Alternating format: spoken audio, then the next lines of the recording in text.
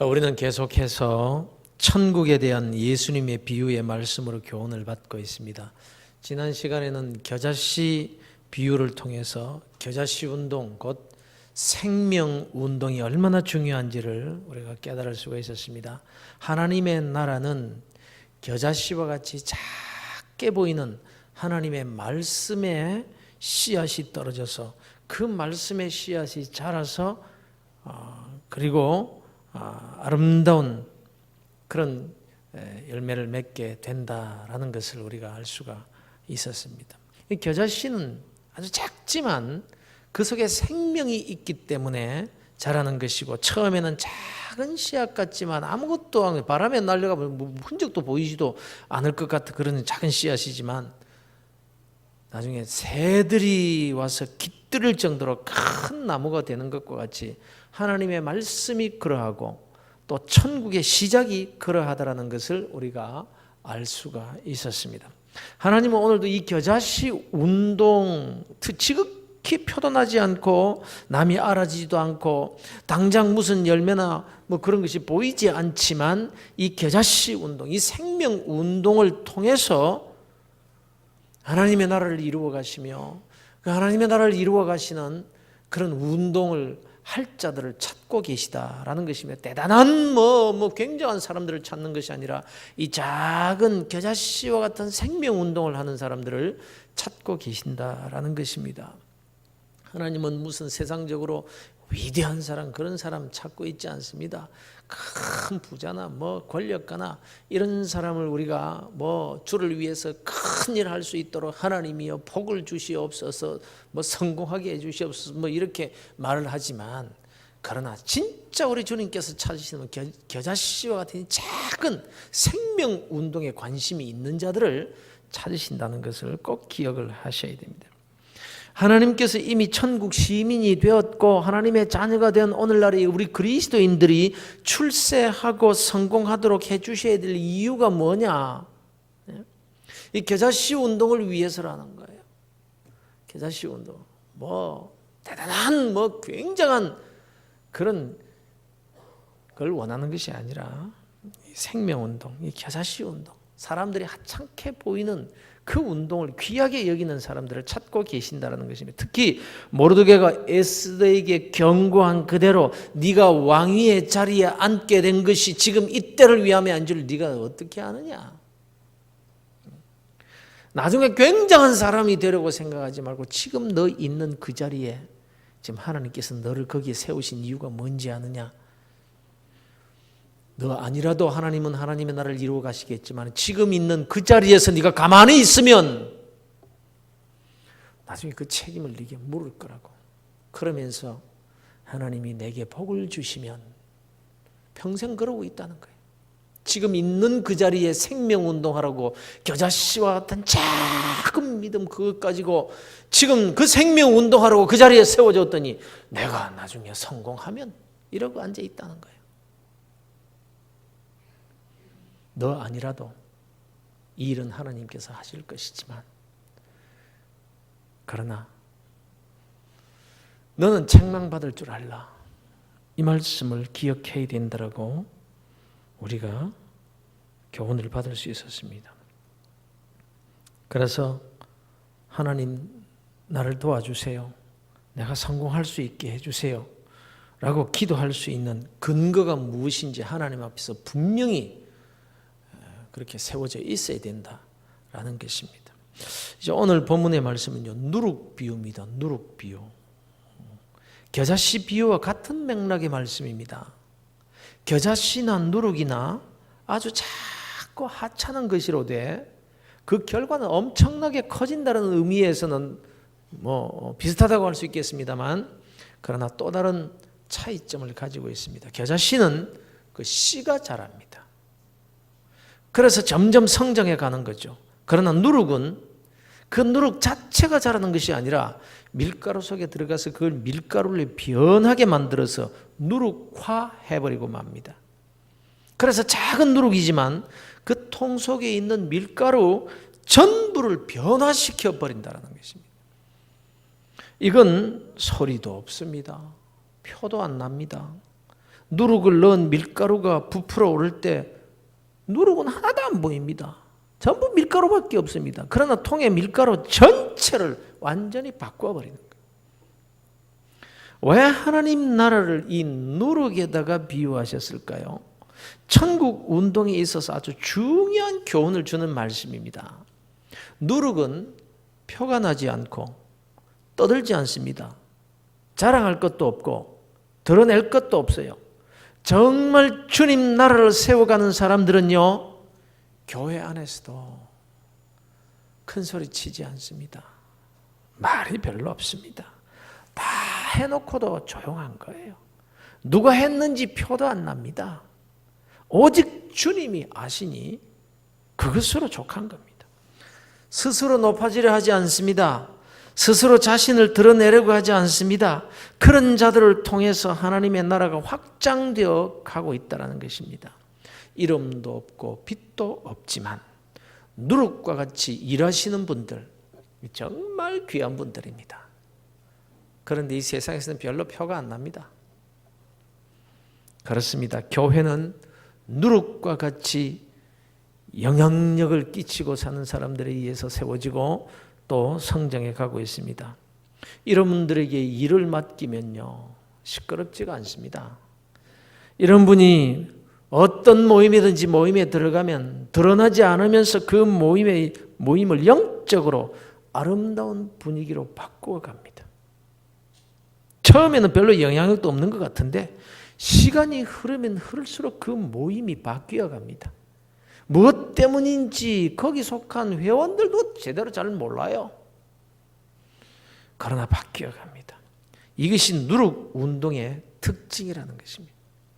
그러니까 표면적으로 우리 눈에 보이는 부분을 편하게 바꾸는 것이 아니라 그 근본을 변화시키고 나아가서 그 전체를 변화시키는 운동이라는 것입니다. 하나님께서 하나님의 나라를 해워가시는 방법이 바로 이와 같은 방법이라 하는 말씀입니다. 9.11 테러가 일어난 지 벌써 15년이 지났습니다. 2001년 9월 11일 이때 일어난 테러로 4대의 항공기에 탑승했던 승객 266명, 워싱턴 국방부 청사에서 125명, 뉴욕의 무역센터에서 사망 또는 실종한 사람이 2,500명에서 3,000명. 참 굉장한 사건이었죠. 그때부터 세계 초강대국은 미국이 테러와의 전쟁을 선포하고 탈레반 세력을 무너뜨리려고 아프가니스탄을 폭격하기 시작합니다. 특히 오사마 빈 라덴을 체포하여 처형하는 것에 모든 초점을 맞추고 강대국의 역량을 집중시키기 시작합니다. 그로부터 10년이 지난 2011년 5월에 아프가니스탄 수도 이슬라마바드 외곽에 있는 한 가옥에 숨어 있던 빈 라덴을 미국 특수부대가 공격해서 죽입니다. 그래서 성공했느냐? 그래서 테러와의 전쟁이 끝났느냐? 그래서 목표를 달성했느냐? 미국이 승리한 겁니까? 소와 쇠백정이라는 이야기가 있습니다. 백정. 소들이 모였습니다. 그리고 이 소들이 뿔을 갈고 있었습니다.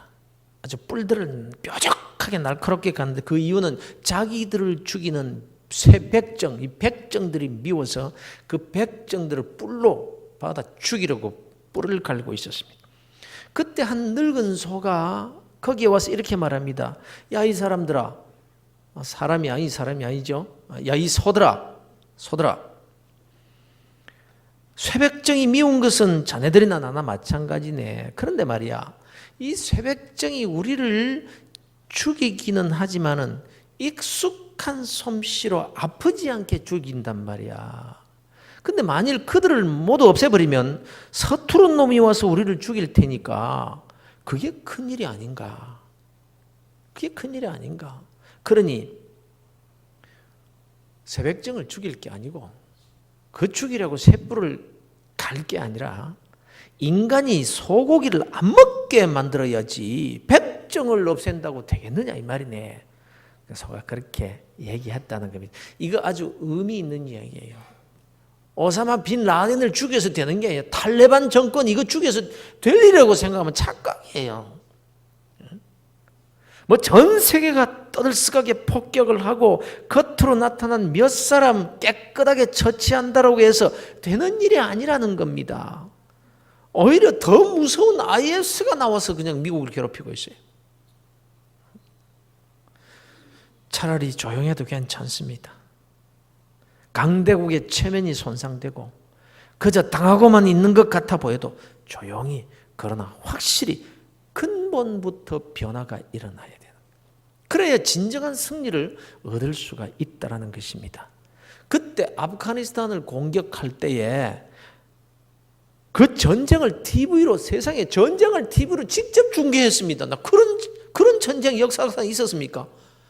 TV로 직접 중계를 했어요. 정말 미국이 굉장한 나라는 굉장한 나라입니다. 그때 미국이 아프가니스탄을 향해서 발사한 토마호크 미사일, 그 미사일 한 발값이 200만 불이라고 했습니다. 그런데 그 미사일로 파괴하는 아프가니스탄의 건물이나 텐트는 기껏해야 20-30불짜리. 200만 불이면 22억입니다. 지금 22억, 20억. 그런데 고작 4만 원짜리 집 부수기 위해서 20억짜리를 막 쏟아부었어. 굉장한 나라죠. 그러나 이게 해결책입니까? 해결책이 아니라는 거예요. 지지난주에도 말씀드렸듯이 이건 근본적인 변화가 없이는요 안 되는 겁니다. 이스라엘, 유대주의 문제, 이 문제거든요. 유대인이 거의 다 장악하고 있는, 실제로 정치, 경제, 법 쪽에 뭐 다 장악하고 있는 이 미국, 유대인이 장악하고 있는 미국이 지금과 같은 방법으로 이스라엘을 지원하는 한 이 문제 해결 안 됩니다. 해결 안 됩니다. 이스라엘의 문제는요 사실 하나님의 나라와 관계 있는 거예요. 이스라엘이 뭐라고 지금 저럽니까? 하나님의 나라를, 약속의 나라, 그 나라를 세우기 위해서 시오니즘이라고도 합니다. 하나님의 나라를 세우기 위해서 저들이 저러고 있다라는 건데, 그래서 하나님의 약속을 따라서 자기들이 그렇게도 원하는 하나님의 나라를 세우고자 하는데, 그게 하나님의 뜻과 정말 같을까 하는 점에 대해서 우리 이미 말씀을 들었습니다. 근본부터 이게 잘못되어 있는 거예요. 먼저 지금 저 이스라엘은 이 겨자씨 운동이 잘못되어 있기 때문에 바른 열매를 맺지 못하고 있는 겁니다. 이 이스라엘이라는 밭에 알곡이 뿌려진 것이 아니라 그야말로 가라지의 씨가 뿌려진 거예요. 그런 열매를 맺지 못하는 겁니다. 겨자씨가 뭡니까? 말씀입니다. 복음입니다. 복음의 핵심은 그럼 뭡니까? 구약과 신약을 통틀어서 예수 그리스도 그분입니다. 하나님께서 인간의 몸을 입고 오셔서 인간의 모든 죄를 짊어지시고 십자가에 죽으셨다는 것이고, 그 예수 그리스도 그분을 믿으면 그가 어디에 살든 무슨 일을 하든 어느 종족이든 구원을 받을 수 있다. 그 구원받은 하나님의 백성들이 모인 그곳이 하나님의 나라다. 하나님께서는 그 나라를 세우기 위해서 이스라엘을 모범적으로 세우셨고, 그 이스라엘을 통해서 전 세계 많은 민족들이 너를 통해서 복을 얻게, 너를 통해서 복음을 얻어서 하나님의 백성이 되어서 하나님의 나라를 세워갈 것이다. 이렇게 해서 이스라엘을 세워줬는데 하나님의 나라가 뭔지도 지금 저들은 모르고 있는 거예요. 그래서 우리만 저 중동 땅, 지금 예루살렘이 있는 그 땅에 하나님의 나라를 거기에다가 세우는, 자기들만이 국민이 되어가지고 하나님의 자녀가 되어가지고 세우는 그 나라가 하나님의 나라라고 잘못되고 있는 거예요. 그래서 오죽했으면 하나님께서 돌 위에 돌 하나 낭비지 않고 예루살렘 싹 무너뜨려 버려라, 그렇게 경고를 역사를 통해서 해주셨음에도 불구하고 아직도 저들이 그러고 있습니다.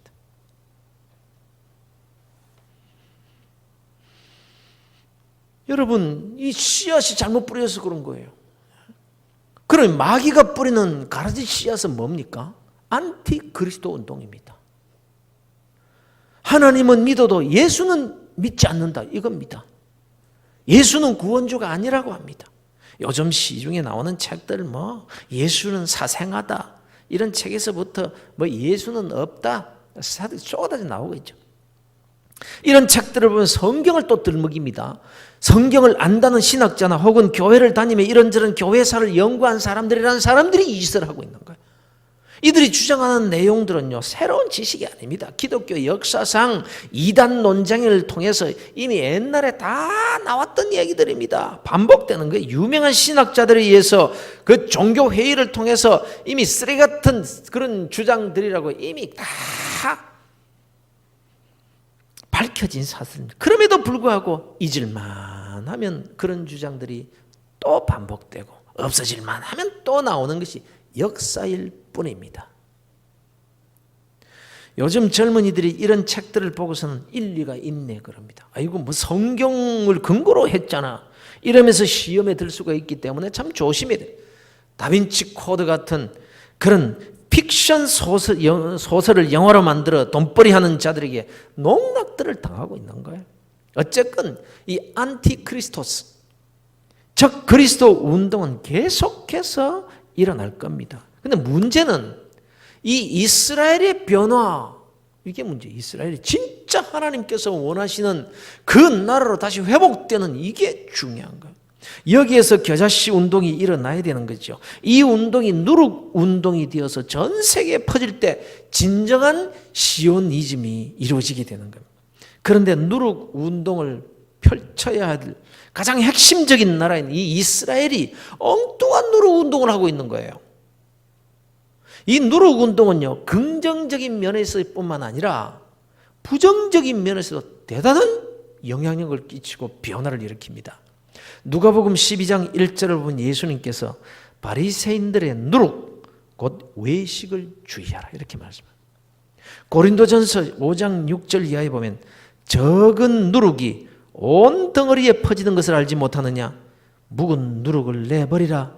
묵은 누룩으로도 하지 말고 악하고 악의에 찬 누룩으로도 하지 말고 누룩 없이 오직 순전함과 진실함의 떡으로 하자 이렇게 말씀하고 있습니다.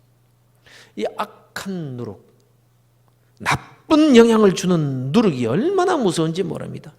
이 누룩도요 처음에는 아주 작게 그리고 소리도 없이 표도 나지 않게 들어옵니다. 그러나 그 영향은 전인격적으로 퍼지고 전 인생을 삼켜버리게 됩니다. 그래서 무서운 겁니다. 이게 어린아이들을 보십시오.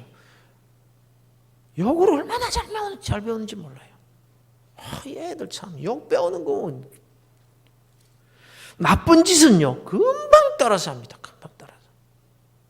그래서 어린아이 때의 교육이 너무너무 중요한 거예요. 어린아이 때 잘못된 누룩에서 영향을 받으면요 그 인격이 오염되어 버리고 평생 그 영향력 아래서 살아가게 됩니다.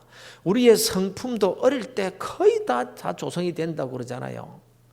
어릴 때 그러니까 이 집안의 내력이라는 것이 무시할 수가 없는 거예요. 없는 거예요. 어떤 영향력 아래서 자랐는가 그게 평생을 가기 때문에 아무리 고쳐보려고 해도 잘 고쳐지지 않습니다. 여러분도 어릴 때부터 습관화된 그거 잘 고쳐집니까? 너무 힘듭니다. 그거 고치려고 누가 하면요 거기서 다툼이 일어나게 되는 거예요. 나 스스로도 갈등이 생기고 그걸 고치려고 누가 코치하고 누가 지시하면요 그냥 반발을 일으키는 거예요. 회칼 들고 나온다니까요.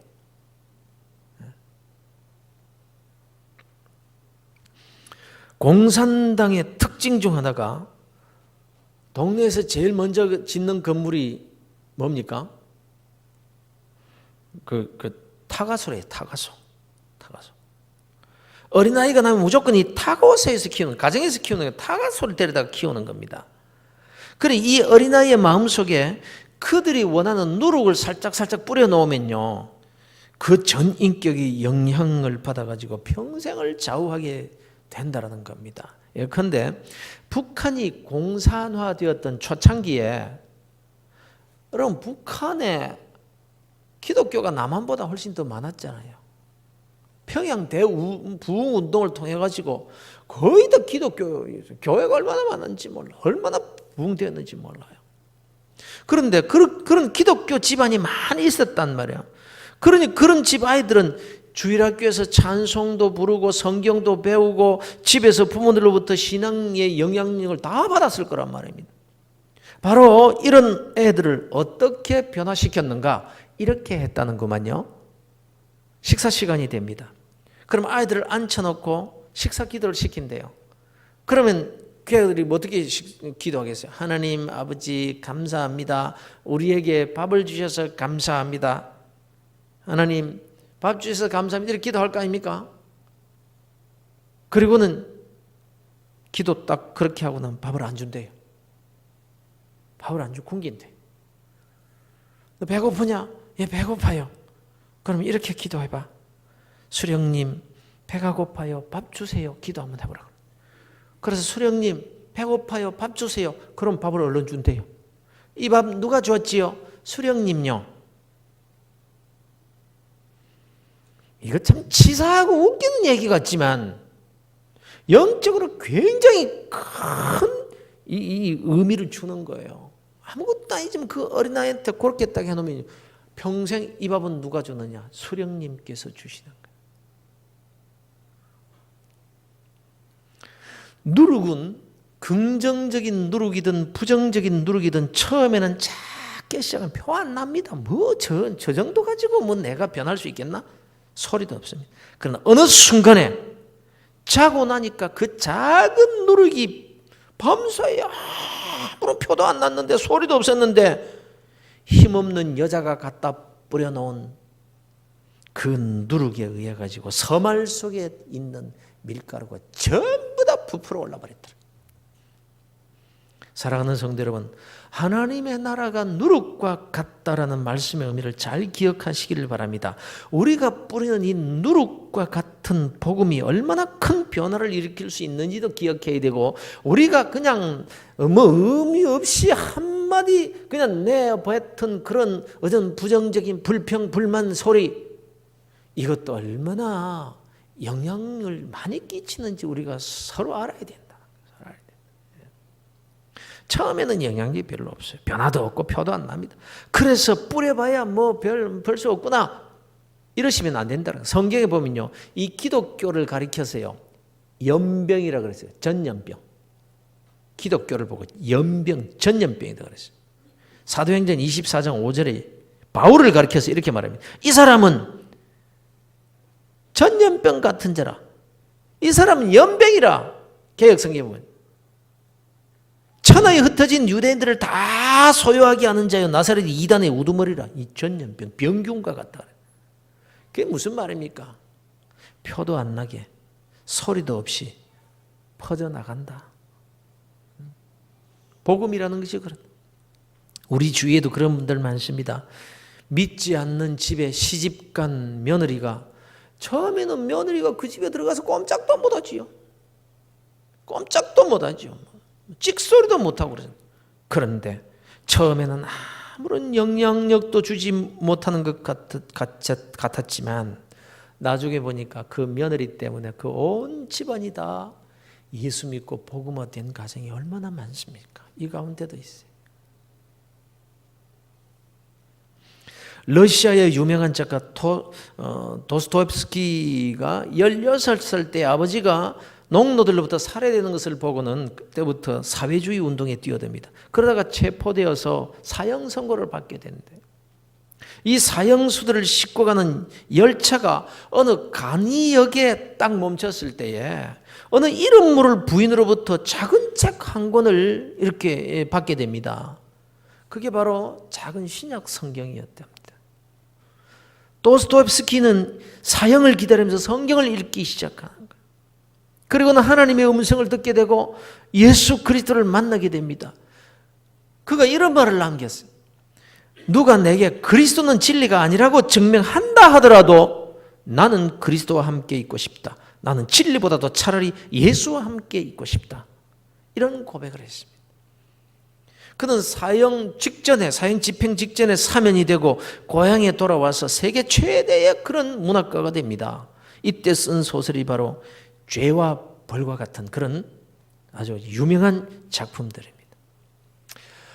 어느 이름 모를 여인이 그냥 슬쩍 작은 신약 성경 한 권 건네준 그 누룩과 같은 행위가 자기도 모르는 사이에 전 세계인을 움직이고 영향력을 끼치는 작가를 만들어낼 줄이야.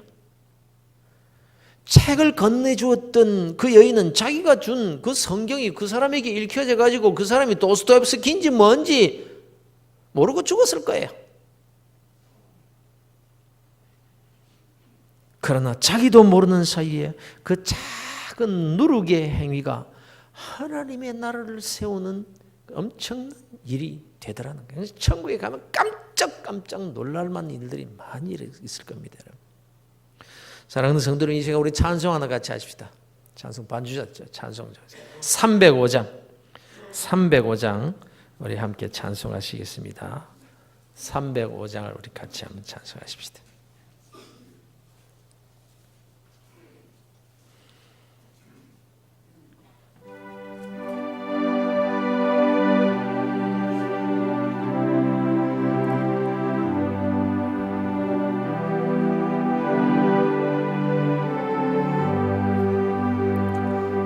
나 같은 죄인 살리신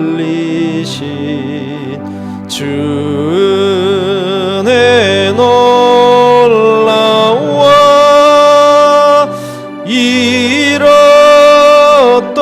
생명 찾았고 광명을 얻었네. 큰 죄악에서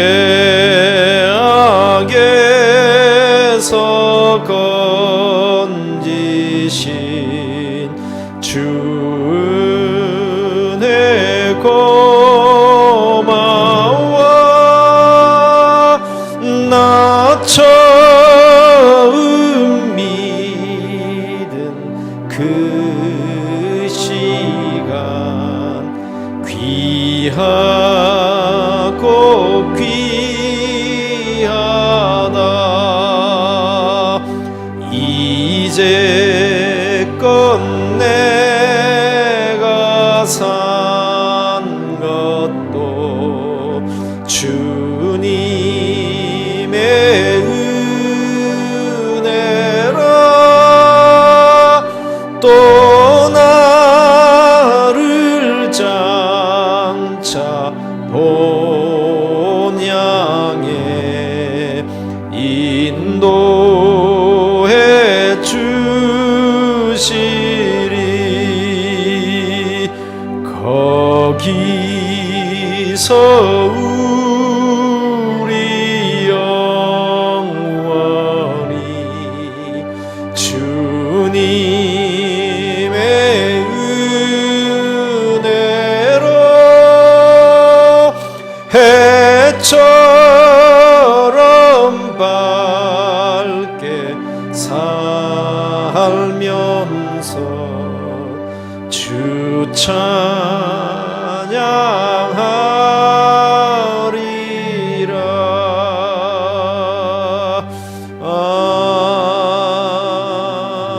아멘. 한 노예 상인이 있었습니다. 죄 없는 불쌍한 흑인들을 짐승 사냥하듯이 잡아가지고 비싼 값에 노예로 팔아서 돈을 버는 그런 악한 노예 상인이었습니다. 그에게는 동정이나 사랑 따위는 안중에도 없었습니다. 주위의 사람들은 그를 냉혈 인간이라고 그렇게 불렀습니다. 그가 1748년 3월 10일 노예선을 타고 아프리카에서 영국으로 항해를 할 때였습니다. 심심해서 누군가 배 안에 던져놓아 놓은 그 성경을 읽습니다. 요나서를 읽었답니다. 성경을 요나서를. 갑자기 폭풍이 그 배에 몰아닥쳤습니다. 그 폭풍 속에서 이제는 다 죽었다고 생각할 정도로. 그래서 내가 이렇게 죽는구나 그렇게 생각하던 이 사람이 자신이 요나와 같은 그런 자라는 것을 깨닫게 됩니다. 내가 하나님을 떠나 멀리 멀리 도망치는 자구나. 이때 그가 완전히 변화를 받았다고 합니다. 자기의 죄악된 삶을 그때 이제 정리하고 신학 공부를 시작합니다. 그리고는 목사가 되어서 평생 동안 노예복을 입고 설교를 했다고 합니다. 죄악의 노예였던 나를 구원해 주신 하나님의 은혜가 너무너무 고마워서 이 평생 한평생 이 은혜 한평생 잊지 않으려고 노예복을 입는다. 그렇게 말했다. 이 사람이 바로 전 세계 그리스도인들이 가장 많이 부르고 있는 찬송가, 조금 전 우리가 불렀던 305장 나 같은 죄인 살리신 이 찬송을 지은 존 뉴턴 목사님이십니다. 누군가 배전에 놓아둔 그 성경이 그냥 배전에 굴러다니는 한 권의 책에 불과한 것 같았지만 그것이 누룩이 되어서 한 사람의 마음속에 퍼질 때 그 한 사람의 영혼을 변화시킬 뿐만 아니라 그를 통해서 하나님의 나라가 이 땅에 곳곳에 세워져 가더라는 그런 말씀입니다. 누가 성경책을 거기에다가 놓아두었을까요? 누가? 우리가 뿌리는 전도지 한 장, 주보 한 장, 내 돈으로 사서 나눠주는 설교집 한 권, 아름다운 사람, 신앙의 잡지, 이런 것들을 여러분 작게 여기면 안 됩니다. 방송 선교나 문서 선교와 같은 것들을 통해서 누룩 운동을 일으키는 일을 가볍게 보시거나 하찮게 보시면 절대 안 됩니다, 여러분.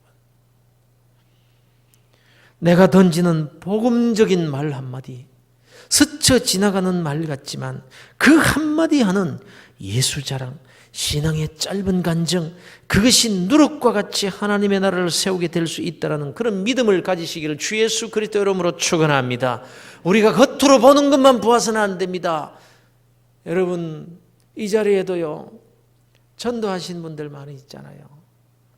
그저 그리 전도해 오셨는데 그분들이 신앙생활 잘하고 있는 것을 보면 전도하신 분보다 더 신앙생활 잘하더라고요.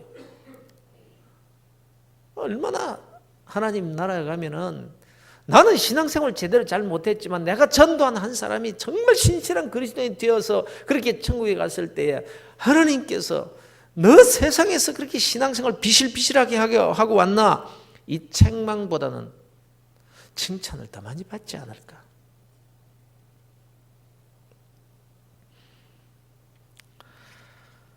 사랑하는 성도 여러분, 그렇습니다, 여러분.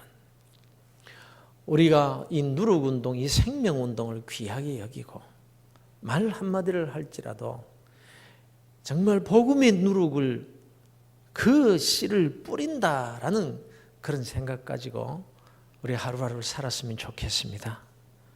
비유로 말씀하시되 천국은 마치 여자가 가루 서말 속에 갖다 넣어 전부 부풀게 한 누룩과 같으니라. 오늘 이 말씀을 기억하시길 바랍니다.